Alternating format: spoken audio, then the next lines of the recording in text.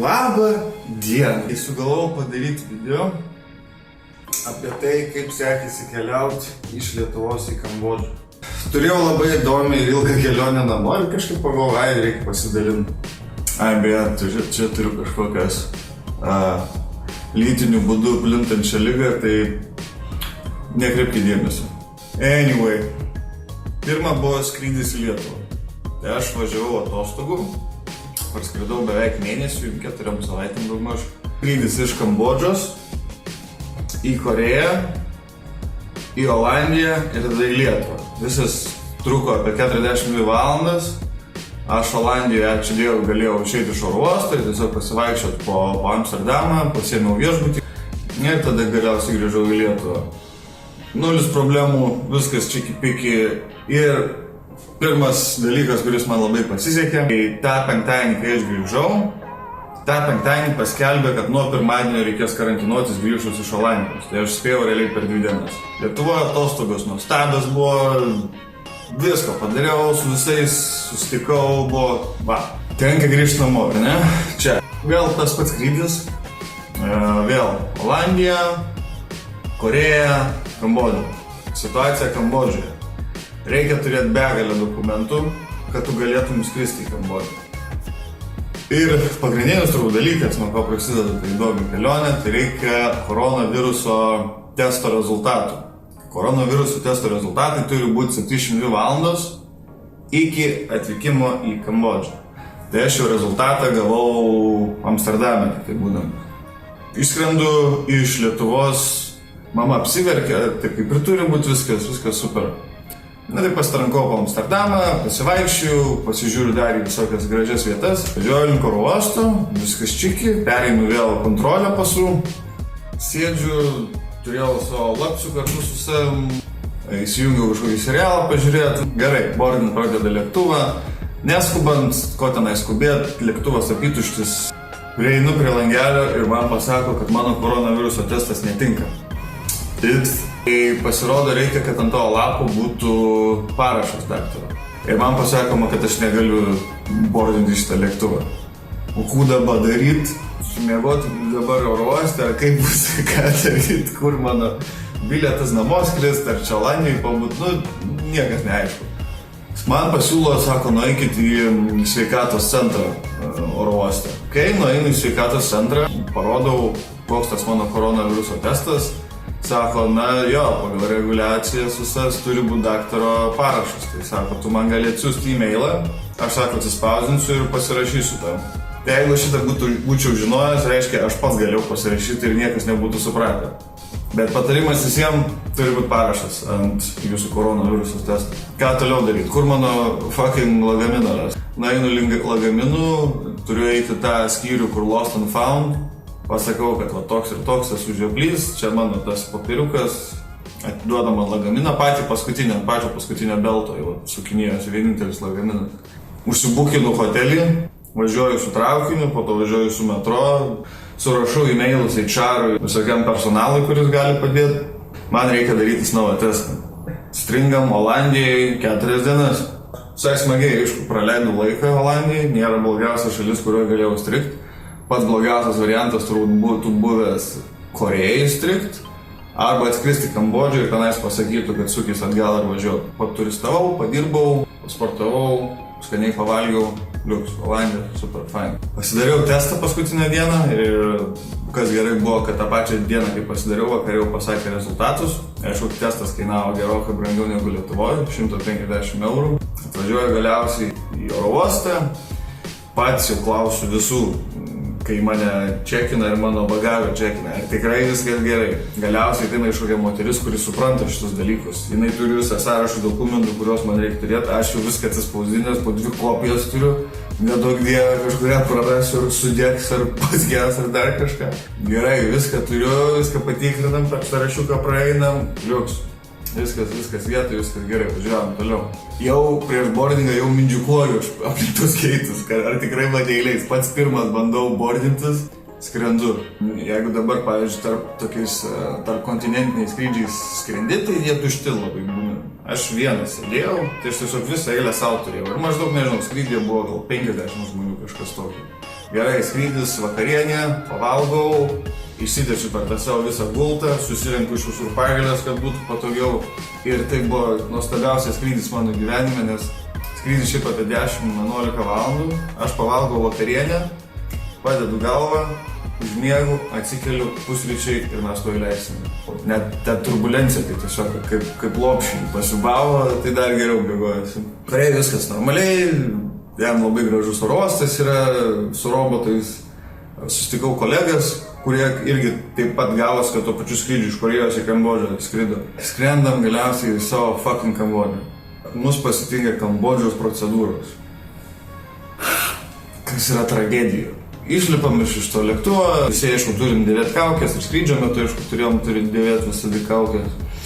Einam per tas eilės visas, laikom visi to savo šusnis popierių, kurių reikia. Pasirodo, aš galėjau su tuo invitationu iš mano įmonės praeiti greičiau tą visą eilę.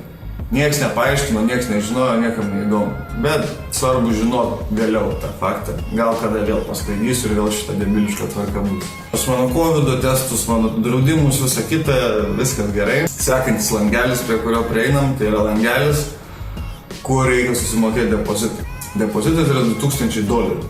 Tai įskrendant reikia turėti kučką šaibų, nuima tus pinigus iš manęs $2000 ir už tos pinigus išlaidos kompensuojamos, kurios yra susijusios su mano atvykimu į šalį.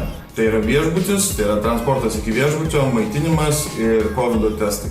Bendroji suma apie $400 su trupučiu gaunasi. Einam toliau, padaro koronaviruso testą, vėl gauni nosį tuos pagaliukus. Čia buvo jau mano 4. daromas testas, tai viską žinau, ta nosis jau pravarinėta. Dar netokių dalykų buvo toj nosį, tai viskas gerai. Ir tada galiausiai eini, kur tavęs lauks transportas. Aš parodau, kurį aš viešbutį važiuoju. Čia dar vienas dalykas.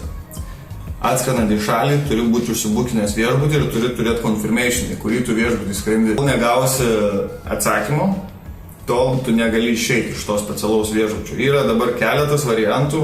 Tuo metu, kai aš skridau, buvo tik tai 2. Susirinkau tiesiog pigesnį ir kuris yra pakeliu link mano namų. Sako, jūs čia po 10 palaukit visi. Aišku, tvarkos nėra, balaganas, belė koks panašiai. Laukiu. Žiūriu, žmonių ne per daug. Praėjo kokias 3 valandos nuo atvykimo. Realiai viskas truko apie 4 valandas. Autobusai tokie seni. Galiausiai jau paskutinis autobusas, sakau, tai hebra, tai kur čia man jau šviesas gesina, jau sako, ponas, eikit lauk. Tai sakau, mane nuveš į šitą viešbutį. Nuveš, nepergyvenu. Priešais mane šeima, 5 asmenų gal. Matosi, kad jie persikėlė gyventi Kambodžą. Lagaminų turi, nežinau, 40, gal 50. Dafiga, krūva lagaminų. Ir tėvas krauna į tą busiką visus tos lagaminus. Mama padeda, vaikai tenais visur laksto, kažkokia močiutė ten irgi. Lipam į autobusą, važiuojam. Pavažiuojam maždaug 2 minutės, autobusas sustoja, aišku, nieks angliškai nešneka, nes, pats kaltas, kad čia atskridai. Sustoja, kas į šitą hotelį lipat lauk, o sakau, aš į šitą hotelį, tai tu irgi lipi lauk. Ir autobusas nuvažiuoja. Tas tėvas vėl visus lagaminus lauk. Atvažiuoja kitas autobusas, visus lagaminus vėl į tą kitą šlapės visas. Jau matosi, kad susinervavę, benas iššokia ant galvos. Susėda ten visa hebrytė į tą kitą autobusą, stovi aš ir dar kitas žioplys, kuris visiškai ne angliškai nešneka nieko, korėjietis, man atrodo. Tokių dar visų kostiumų, ufonautų, visas baltas, čia kaukė ant veido, akiniai, toksai įdomesni, bet korėjiečiai yra tokie įdomesni. Prieinu prie to kito bičiuko, kuris tenais sodino jos visus, sakau, tai ką man daryti? Sakau, jūs čia į tą hotelį važiuos, tai šitą kitas kažkoks atvažiuos, tas autobusas, sako, aš tai nežinau, aš tai dirbu tam viešbutį, aš čia šitus reguliuoju. O sako, kurį tu čia važiuoji į šitą? Pasižiūrėjusi, sako, aš galiu jam pasukti. Aišku, aš ir pats pasiskambinau, kad hebra, čia mane paliko realiai ir atsiųskit kažkokį transportą. Autobusas nuvažiavo, aš likau stovėt, tas žioplys kitas irgi liko stovėt. Tai tas žioplys tiesiog suėjo ir išėjo, nes mus išvežė iš oro uosto teritorijos su tokia stovėjimo aikštelė išoriai, kur tiesiog galėjo išeiti gatvėje. Tai vairuotojai autobuso pasakė, atvežė iki čia, o tada jie tegu užsiknisa grabai, jie tegu daro, ką nori, keliauja, kaip nori. Yra kaip yra. Atvažiuoja galiausiai tas transportas iš viešbučio, paima mane, vairuotojas, aišku, be jokių saugos priemonių, jam nusispjautas, kas yra, nes, vėl, toks yra suvokimas. Einu į receptioną, prisiregistruoju, turi jie tos mano duomenis, matau, kad ir pasą mano yra pasidėjęs visais dokumentai. Kambarys fainas, tikrai liuks, didelis, moderniai įrengtas, nes tas viešbutis tik tai šiais metais, man atrodo, atsidarė. Atsikeliu ten, jau biškį padirbėti reikia vėl, pipu, man pasuka, pasako, žiūrėkit, čia jums pusryčiai jau yra, tai jūs tik tai į lauką neišeikit ir bus padėta. Šlykštus tie pusryčiai, neįmanoma valgyti. Tai kažkokie makaronai, bet tie makaronai yra jie sutepti kažkokiu aliejų, kažkokiais tepalais, neiškiek glitimų kažkokiu, nesąmonė, bet pusryčiam tokį šūdą atneša. Vėliai kas buvo valgoma, tai ryžiai buvo valgomi, pjaustyta biškį tų vaisių, obuoliai, arbūzas, dar kažką. Padirbam, atneša pietus, dar didesnį šūdą atneša.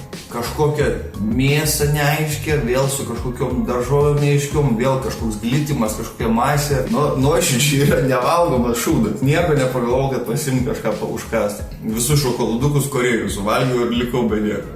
Dar lagaminę šiaip turėjau šokoladų lietuviškų, turėjau sūrio ir duonos, tada galėjau sumuštinį kokį pasidaryti, bet taupau, čeidžiu, nes nežinia, prireiks dar po poros mėnesių tos duonos ir sūrio. Ir esmė, kas baisiausia yra, pamačius tą visą maistą ir koks yra šūdinas internetas tam visam viešbutį, jeigu tavo skrydyje buvo bent vienas teigiamas testas, nebūtinai tavo, kažkokio kito, pavyzdžiui, keleivio, tai visiems reikės 2 savaitės sėdėti šitam šūdinam hotelį.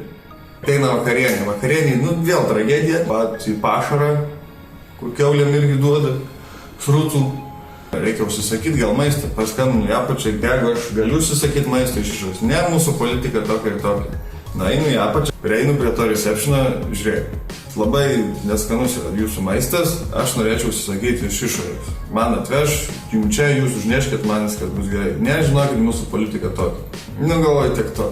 Vieną dieną aš nesipyksiu. Einu tą restoraną, didelę belė kokią banketo salę, sėdi gal tik tai vieną hebrą tenais, kažką geria, valgo, nes tam pačiam viešbutį ir paprasti žmonės tiesiog gyvena, nes, vėlgi, niekam neįdomu. Atneša man meniu, tas padavėjas, čiut angliškai šneka, intelekto nesužalotas tas žvilgsnis yra, kurį tu jam sakai, kažką bandai ženklais rodyti ir jisai atrodo, kad net nebandai jisai suprasti, bet ne, siemu aš tą meniu, vartau. Visas jisai baisus yra, su nesąmonių, ten vėžlių gali, ten, nežinau, žuvies galvų sriubos, vištų kojų, troškinio. Randu galiausiai koldūnų. Imsum koldūnai virti garuose. Koldūnų kaina 18 baksų. Bet galvoju, noriu tikrai. Jisai man kažką bando sakyti, aš sakau, atsiprašau, nelabai suprantu, ką jis turi omeny. Net nebando antrą kartą, jisai jau iš karto eina pas kažkokį bičiuką, kuris geriau turbūt angliškai moka. Jisai grįžta su lapo popieriaus, ant to lapo popieriaus parašyta, jūs eikite į kambarį, mes jums atnešim. Aš čia karantinė, man negalima kaip ir gal vaikščiot po tas viešas erdves, einu atgal į kambarį. Spėkite, ar man atneša valgyti, aišku, kad neatneša, nes vėlgi, o kam? Ir šis nepatinka, nes viršiai tą Kambodžą, kas tu yra, durniutų. Paskambina man gal 7 vakaro, sveiki, jūsų testas buvo neigiamas ir jūsų visų buvo neigiami testai, jūs galite šiandien palikti viešbutį. Aš pasiskambinu tiem kolegom, jie kitam viešbutį buvo smagesniam, dėl to turbūt jisai brangesnis yra. Greit žemyn, kuo greičiau iš tos skylės išvaryti, mano pasą jau turim, duoda man invoice pasirašyti, sąskaitą faktūrą. Viskas kinietiškai, 210 atrodo baksų už viską. Sakau, hebra, nepasirašysiu, čia viskas kinietiškai, duokit angliškai. Pasišneka tarpusavį, gerai, atspausdina man anglišką, 180 baksų. Jie norėjo dar mane 30 baksų dar prigauti, nes, kinietiškai parašė, tu pasirašyk ir reikia čia. Aš įsikviečiu grebą, čia pubelis tiesiog. Mane parveža namo, galiausiai namai namučiai, užsisakau maisto. Dabar reikės po 2 savaičių nuo grįžimo vėl pasidaryti tą testą. Patys važiuokit tą ligoninę, patys aiškinkitės, nes angliškai, tai aišku, ten visi supranta, mes tikrai khmerų kalbą šnekam labai puikiai. Tai esmė, kad depozitą gausi tik tai po antro testo, jeigu jisai vėl yra neigiamas, po kokių 3 dienų dar. Tai realiai apie 3 savaitės viskas užtrunka, kol tu atgauni savo beveik $2000. Kas liko iš jų? 1550. Bent jau 400 baksų. Jeigu, pavyzdžiui, man būtų reikėję visas 2 savaitės sėdėti, tai iš tų 2000 baksų man ir būtų viską išskaičiavę. Nakvynės pamaitinimą ir transportą iš oro uosto. Biški vengiu kažkokių viešų erdvių, kad va čia būnant nepasigauti iki to antro mano bandymo. Visa kelionė nuo namų Lietuvoje iki namų čia truko 8 dienas. Pamačiau daug pasaulio. Na tai va, tai tokia ta kelionė mano, aš labai tikiuosi, kad čia pašvelnins tos visus keliavimus. Nežinau, tiesiog norėjau papasakoti apie savo kelionę. Mikrofono, nei geros kameros, bet tiesiog gal kam bus įdomu. Jeigu įdomu, gal dar kažkokį video padarysiu, nes turiu biškį pafilmavęs kažkokios medžiagos apie kelionę savo ir čia šiaip nemažai yra pakeliauti. Gerai? Ne.